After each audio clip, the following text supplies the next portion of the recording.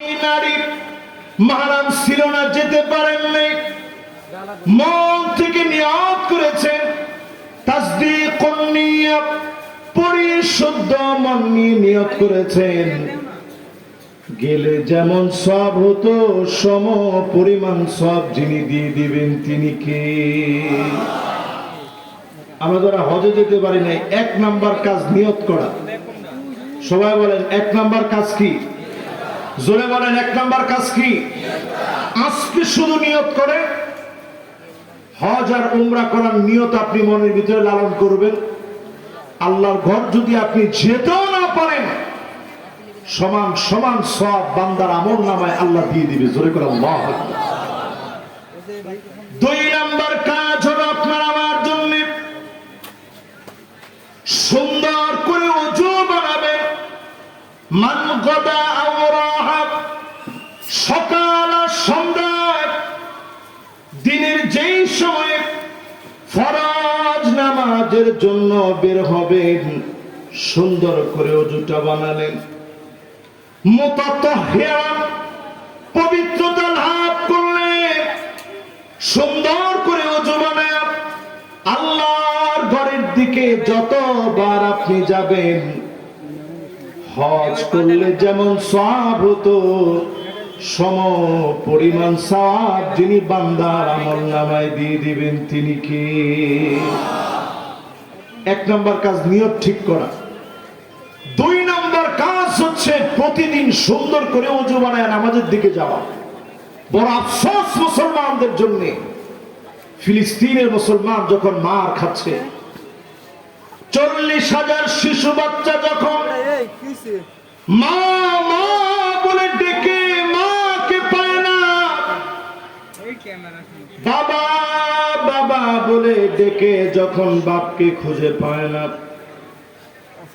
68,000 মানুষ 1.5 বছরে শহীদ হয়ে গেছে, লাখের উপরে মানুষ অন্ধ হয়ে গেছে, পা হারায় ফেলেছে, হাত হারিয়ে ফেলেছে, দুর্বিষহ যন্ত্রণা চলছে। এমন কঠিন পরিস্থিতির ভিতরে মুসলমানরা সময় পার করছে। ছোট ছোট বাচ্চাগুলো মা মা বলে কাঁদে, চিৎকার করে কাঁদে, মায়ের কোলে ফিরে যেতে পারে না। ফুটন্ত গোলাপের মতো ছোট ছোট বাচ্চাগুলা চিৎকার করতেছে। সারা দুনিয়ার মুসলমানদের অনেকেই কাঁদে না, মুসলমানদের ভিতরে পানি পর্যন্ত নয়, মুসলমানরা খাবে। এমন ভয়াবহ সময় আপনি আমি এখনো যদি নামাজ না পড়ি, অবশ্যই যিনি আযাব দিয়ে পাকড়াও করবেন তিনি কে? এই যে আমাদের পাশেই মসজিদ, মসজিদ যেটা, এই মসজিদের সামনে আজকের এই মাহফিলে আপনাদেরকে সাথে নিয়ে মসজিদের সামনের এই মোবারক মাহফিলে আজকে আপনাদেরকে সাথে নিয়ে নবীজির সেই কথা আপনাদেরকে স্মরণ করায় দিতে চাই। আল্লাহ নবী বলছেন, ততক্ষণে দুনিয়া শেষ হবে না হাত্তা তুত্তাখাদাল মাসাজিদু তুরুকা, মসজিদের সামনে দিয়ে মুসলমানের সন্তান হেঁটে হেঁটে চলে যাবে, নামাজ পড়ার জন্য দাঁড়াবে না, নামাজের জন্য দাঁড়াবে না। এমন মুসলমান এখন গড়ে গড়ে আসে না। একটু পার্সেন্টেজ হিসাব করে দেখেন কি পরিমাণ মুসলমান এখন আছে যে মুসলমান এখন নামাজই পড়েন। আজ দুনিয়া জোড়া মুসলমান মার খাচ্ছে। এরপরেও যদি আপনি আমি নামাজ না পড়ি, আল্লাহর কাছে জবাব দিবেন কেন? আখিরুজ জামান, শেষ জামানার এই সময়ে এক নাম্বার কাজ আমাদের জিলহজ মাসের বরকত লাভের জন্য, এক নাম্বার কাজ নিয়ত ঠিক করা। জোরে কোন কি ঠিক করা? কথা বলা যাবে না, এটা বাবা তোমরা জানার কথা। মিডিয়া যারা আছো এটা তোমরা খুব ভালোভাবে জানার কথা। আমি কিন্তু কোনো কথা মিডিয়া কর্মীদের কাছ থেকে একেবারে আশা করি না। একবারে পিনপন সাইলেন্ট। এক নাম্বার বিষয় হচ্ছে নিয়ত পরিশুদ্ধ করা। বলেন কি? দুই নাম্বার আপনার আমার দায়িত্ব হলো মুবারক বরকতের সময়ে আমার আপনার কাজ হলো নামাজের জন্য যখন বের হবেন সুন্দর করে ওযুটা করবেন। আল্লাহর নবী সেদিন দাঁড়ায় থাকবে আপনার আমার জন্য, অপেক্ষা করবে কোথায় আমার উম্মত। নবী সেদিন চিনবে কেমনে? গুররান মুহাজ্জালিন মিনাল ওযু, ওযুর পানিগুলো ঝকঝক করে উঠবে, চকচক করে উঠবে। আল্লাহর নবী সেদিন দেখবেন আর আল্লাহকে বলবেন, আল্লাহ এটাই আমার সেই উম্মত যে উম্মতের অপেক্ষা আমি নবী আছি। আপনার ওযু যদি সুন্দর হয় আল্লাহর নবী আপনাকে চিনবে, শাফাত করবে।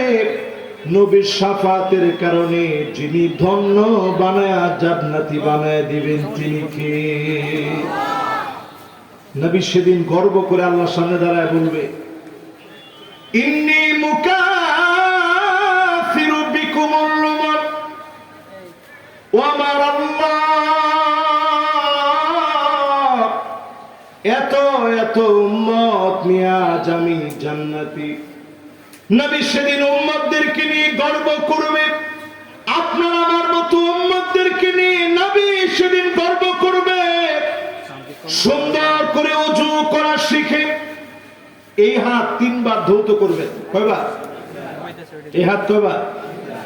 পাইকারি পানি পেয়ে কলের নিচে দিয়ে এখন কয়েকটা মর এভাবে দিয়ে এই মন চাহে যতটুকু আপনার মনে চায় ধৌত করে উঠায় ফেললেন, ওযু কিন্তু সুন্দর হয়নি। এই হাত 3 বার। এই হাত কয়বার? যখন আপনি মুখের ভিতরে পানি নেবেন একটু গড়গড় গড়গড় করে আওয়াজ করবেন। নাকের ভিতরে যখন পানিটা দেওয়ার চেষ্টা করবেন, আমরা এখানে অধিকাংশ লোক ভুল করি, আমরা এইভাবে নাকের ভিতরে পানি দিই। এটা সম্পূর্ণ একটা ভুল নিয়ম।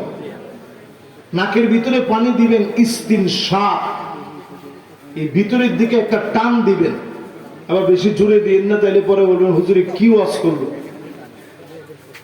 এই নরম হাড় পর্যন্ত যেন যায়। বাংলাদেশে অধিকাংশ মানুষ বিবাহের পরে ফরজ গোসল করে, এই কথা বলা যাবে না,